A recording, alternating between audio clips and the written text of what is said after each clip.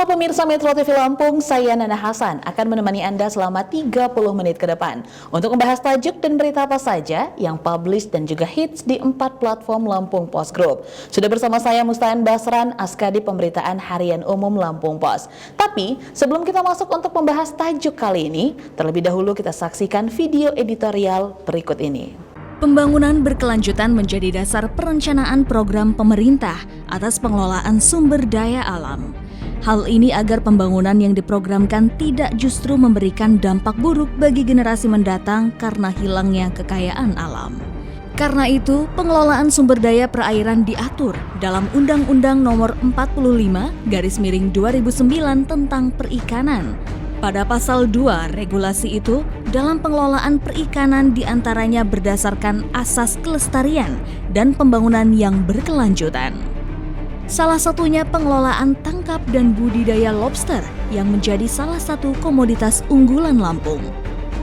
Di Lampung, dengan luas perairan laut sekitar 24.820 km persegi dengan 1.105 km panjang garis pantai. Dari sana potensi lobster ada di perairan pantai barat, yaitu 221 km, Teluk Semangka 200 km, dan juga Teluk Lampung serta Selat Sunda seluas 160 km. Tantangan kini harus dihadapi lantaran pemerintah melegalkan penangkapan benih-benih lobster di perairan sesuai dengan keputusan nomor 51/KAP/DJPT/2020 tentang kuota penangkapan benih-benih lobster atau Pluralus di WPPN RI sejak 15 Mei 2020. Dari aturan ini, bukan hanya lobster konsumsi yang dapat ditangkap, tetapi benihnya pun menjadi komoditas niaga. Sungguh sebuah aturan yang mengancam kelestarian lobster habitatnya, sebab dengan adanya WPPN RI itu, jutaan ekor potensi benih lobster yang ada akan habis ditangkap untuk dijual. Memang, untuk menjual benih-benih lobster itu, nelayan bisa mengantongi uang cukup besar dengan harga sekitar Rp10.000 per ekor benih. Sementara lobster di tingkat nelayan dihargai Rp100.000 per ekor dengan bobot 0,3 sampai 1,5 kg. Namun, alangkah naifnya jika dengan gambaran harga itu akan menghabiskan dan merusak ekologis lobster. Dengan kondisi ini tentu saja banyak kalangan tertarik meniagakan komoditas lobster ini, sehingga mereka mulai mencari cara untuk memanfaatkan nelayan menangkap dan menghabiskan benih-benih lobster itu. Namun apakah mereka mampu berpikir untuk meninggalkan nikmatnya harga dan rasa lobster ini untuk anak cucunya kelak? Dari sini peran pemerintah harus dikedepankan dengan mencari solusi untuk penangkaran atau pengaturan pengelolaan penangkapan dan budidaya lobster ini. Penguatan wawasan dan pengetahuan nelayan dalam budidaya lobster juga mendesak untuk dilakukan. Pemprov Lampung harus lebih bisa menjaga stabilitas ekologi dalam menjaga habitat lobster di perairan Ruajurai ini. Jangan hanya mengedepankan kebanggaan daerahnya sebagai eksportir benur terbesar dan sadar setelah lobster menghilang. Pemerintah jangan lalai untuk mendorong nelayan mampu membudidayakan benih lobster untuk mendapat keuntungannya lebih besar. Apalagi budidaya lobster lebih ramah terhadap kondisi ekologi lobster.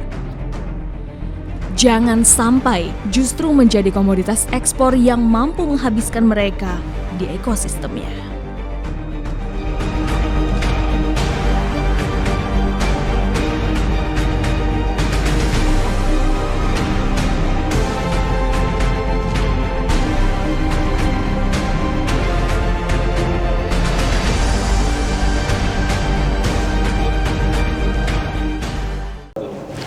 Oke Bang Aan, apa yang disoroti untuk tajuk Lampung Post kali ini? Lampung Post kali ini menyoroti tentang lobster ya, di mana ada dua sisi dari komoditas lobster ini yang sangat menguntungkan petani, sementara satu lagi mirisnya adalah habisnya habitat dengan adanya aturan-aturan baru ini. Gitu. Nah misalnya ada benih lobster ini kan sekarang dibuka kerannya oleh pemerintah ekspor gitu. Sementara untuk budidayanya sendiri gitu, petani kita, nelayan kita belum bisa memanfaatkan itu. Padahal harganya sangat jauh berbeda antara benih dengan pada saat lobster sudah dewasa itu nanti gitu. Oke, tapi potensi lobster sendiri di Lampung seperti apa Bang Aan? Dan bagaimana Lampung Pos menyoroti hal ini? Oh iya, potensi lobster ini di Lampung sangat besar ya. Kita bisa lihat aja dari garis pantai yang 600 km dari ujung pesisir barat, Kabupaten Pesisir Barat sampai di Selat Sunda, di Bandar Lampung gitu. Itu pesisir pantai barat. Itu segitu yang menghadap ke lautan lepas samudra. Itu artinya memang benih-benih lobster di situ dengan besar. Kalau dilihat dari data kementerian sih sekitar 13 juta benih lobster. Itu belum yang memang tidak dihitung mereka, padahal ada juga di pesisir pantai timur gitu. Mulai dari pantai Tulang Bawang sampai Lampung Timur sampai Lampung Selatan gitu kan. Nah, dari situ memang potensi-potensi itulah yang saat ini menjadi dilema antara kita harus menghidupkan nelayan untuk menangkap benih lobster itu, atau kita harus menjaga habitat atau ekologis lobster itu di tempatnya gitu. Oke, Bang Aan, tapi sebenarnya mengapa pemerintah mengeluarkan peraturan untuk membuka keran lobster itu, Bang Aan? Jadi kemarin itu memang karena melihat potensi ya. Potensi itu pemerintah sudah mengeluarkan ada namanya wilayah pengelolaan perikanan Negara Republik Indonesia, WPP-NRI gitu ya. Itu ada 16 itu. Salah satunya Lampung. Lampung sendiri ada sekitar 600 km garis pantai dan luas lautannya 24.840 km persegi. Nah, dari 14 itu memang lobster-lobster kita luar biasa. Satu lobster mutiara yang terakhir kemarin misalnya di Kendari, Sulawesi Selatan, itu juga sangat luar biasa potensinya gitu. Nah, di Lampung sendiri lobster ini ada di pesisir barat, pantai barat kita yang berhadapan dengan laut. Nah, itulah akhirnya pemerintah mungkin ya punya inisiatif untuk meningkatkan pendapatan dengan cara ekspor lobster itu ke luar negeri. Oke, tapi tadi sempat dijelaskan sedikit bahwa nelayan belum sepenuhnya mampu untuk membudidayakan, tapi sebatas apa nelayan yang sudah mampu tuh sebatas apa persentasenya? Oh iya. Tapi tahan dulu Bang Aan. Nanti kita akan lanjut kembali untuk membahas tajuk kali ini. Oke, Pemirsa Metro TV Lampung, jangan kemana-mana. Sesaat lagi kami akan kembali untuk membahas dan melanjutkan tajuk kali ini. Tetaplah bersama kami.